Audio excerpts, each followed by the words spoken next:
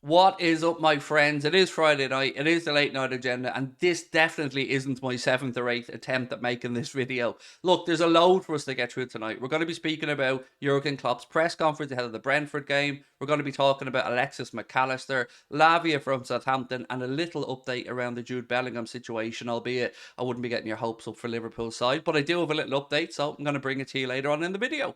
You know the drill by now. I want to know your thoughts in the comment section. Drop a like on the video, and of course hit that subscribe button if you haven't done so. Let's kick off with the gaffer today, and he'd given a little bit of an update around Jordan Henderson and Diogo Jota. Both are still feeling the effects of the midweek games. Both are, I guess, precautionary doubts for the game tomorrow. So will that mean that we see Elliott come in on the right side of midfield, Jones on the left, Fabinho in the centre?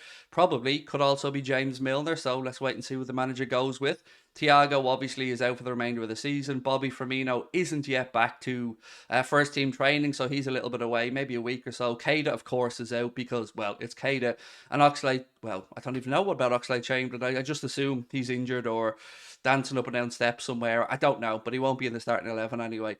But on James Milner, there was confirmation today from Fabrizio Romano that everything is in place for him to move to Brighton when his contract with Liverpool ends. He said he's been very impressed with De Zerbi and the tactical innovations that he has brought to Brighton. And obviously they want to just bring in a little bit of steel, a little bit of experience to help guide some of those younger players through. It's going to be a sad day, of course, when Jimmy leaves Liverpool, but I think it's the right time, and we wish him nothing but the best for the remainder of his career because it's James Milner. He's a top guy.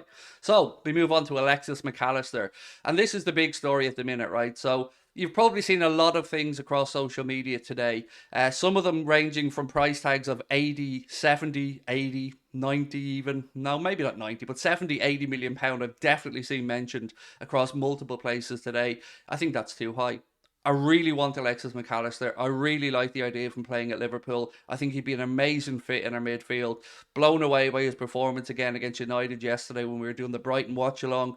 And yeah, I'm sold, but not for £80 million. Surely this deal can be done a little bit cheaper than that. And by a little bit, I mean a lot. I mean, I do mean a lot. I'd be more comfortable around 55, £60 million perhaps. Now, the interesting thing here is nobody is able to confirm or deny if there is a buyout clause or a release clause in his contract. You've not seen mention of one, but there was a couple of pieces yesterday that almost flirted with the fact that there may be, but there also may not be. And Brighton are very difficult to negotiate with. Having turned down 70 million for Caicedo in the January market from Arsenal, they're probably going to want a similar number here, as reported by Melissa Reddy and many others.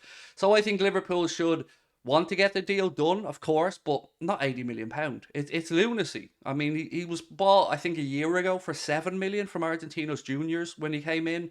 And yes, he's won a World Cup since, and yes, he's shown that he can do it in the Premier League.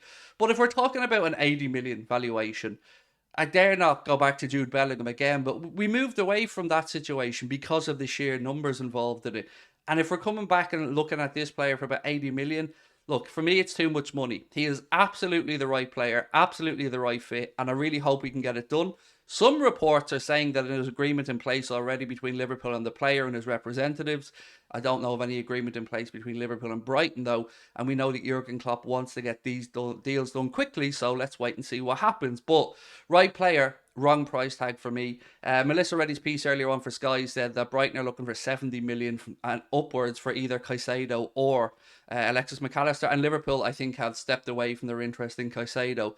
Lavia, though, from Southampton, is somebody that has been mentioned as being of interest not just to Liverpool, but to Chelsea, because Chelsea need more players, right? That's definitely what they need now. Todd Bowley needs to go out there and stop being so scabby with the money. He needs to start spending it. But yes, according to Football Insider, Mauricio Pochettino, who, remember, would probably still have some good contacts at Southampton from his time there, is a fan and would like to bring him to Chelsea if he takes over. So again, I've seen 50 million mentioned for Lavia's signature. Way, way, way too much. It's just way too much. We're looking at a lad in a team that's most likely going to be relegated. And I'm sure that he's good, but he's one season in the Premier League behind him. Where are we getting these price points from? It's lunacy, and I don't want Liverpool going anywhere near these type of prices. Go get Ugarte. Far more sensible for me. But yeah, that seems to be where Liverpool's interest could be for the number 6 or the defensive midfield position. Chelsea also interested. Wouldn't mind the kid, but again, these numbers just seem absolutely ludicrous to me. and we've walked away from other deals because of the numbers mentioned. Now, in those other deals, and particularly around Jude Bellingham, because I did tell you there was a bit on Jude Bellingham in this video, so I reached out to my person today, and let's just say that the response that I got was that these reports of everything being absolutely over the line and agreed with Real Madrid regarding his agreement to go there is, I believe, untrue.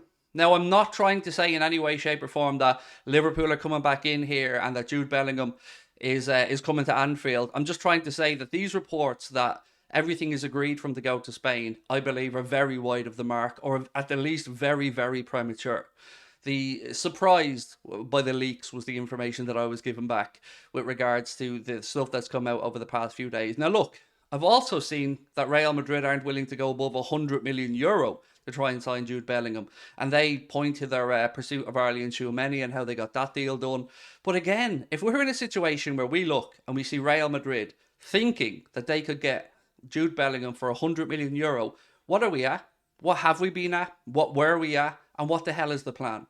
Because if Madrid, for any way, think they can get him for €100 million, and we have already had an £86 million pound bid rejected, what's the story? It seems like Madrid are waiting for everybody else to be pushed aside so they can go to Bayern, or to Dortmund, excuse me, and go, he only wants us. The kid clearly only wants us. And every day that goes by, your negotiating position weakens. He's not going to sign a new contract.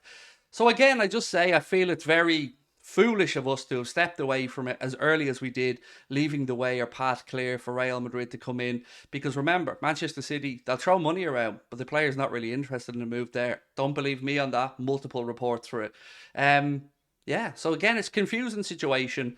I would just say, let's wait and see how this develops. Let's wait and see where Jude Bellingham ends up playing. Let's wait and see how much Real Madrid get him for, if they do indeed get him. And again, let's wait and see if they have any interest in selling Tchouameni, because reports from Spain have also suggested that. So, yeah, it's interesting times. There's going to be lots of ups and downs and wines left in this transfer window. But again, just don't believe everything that you hear and read, because if you go back and look at Madrid's history with these players that are apparently already sewn up, some of them have signed, some of them haven't. So treat it with caution. That's all I'm really saying.